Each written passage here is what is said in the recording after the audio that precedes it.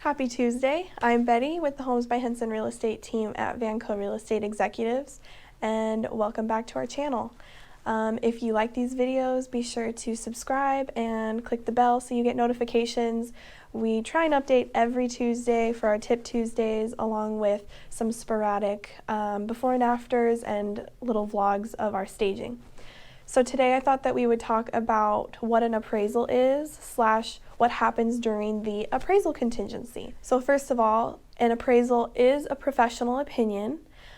They are basically done by appraisers who are the eyes and ears of a lender. Your typical appraisal contingency is 17 days.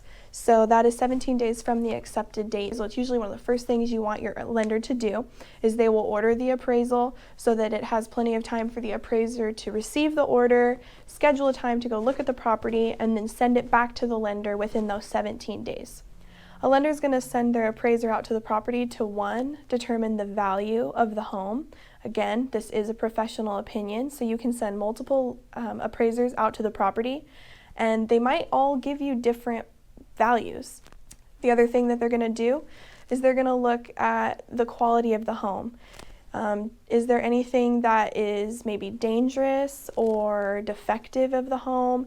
Is it violating any local health and safety codes? So for example, a lender might come into the property and maybe first thing they notice is that the decking is really old. Maybe there's some worry that someone might step through the decking if it's like excessively dry rotted, or the railings are too far, like at an unsafe distance to where someone might, step off through the railing. Maybe they see that there's like excessive dry rot, there's a lot of termite damage that's obvious without even needing a termite inspector. They might call that.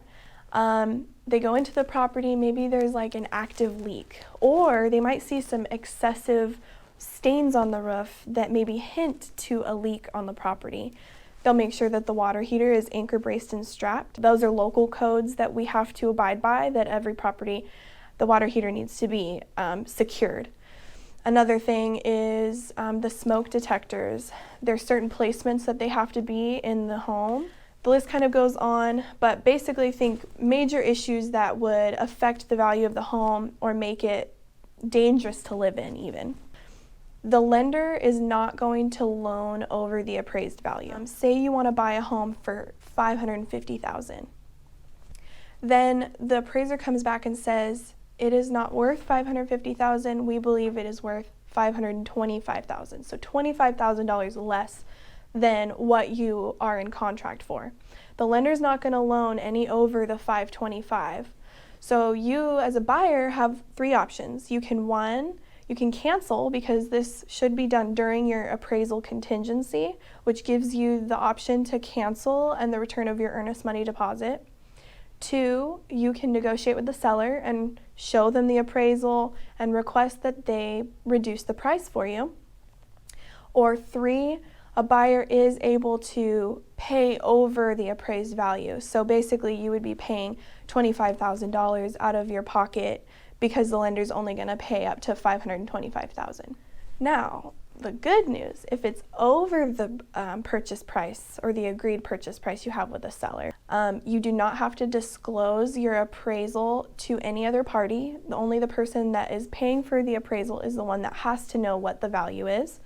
So you have equity in the home already, according to the appraisal, where maybe you don't want to pay as much out of pocket.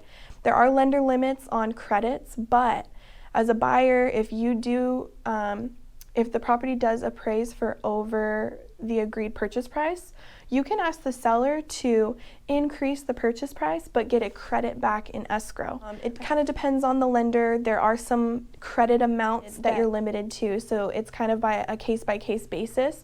And also, any type of negotiating has to be agreed by both parties. So you would have to ask the seller and see if they would be willing to do that.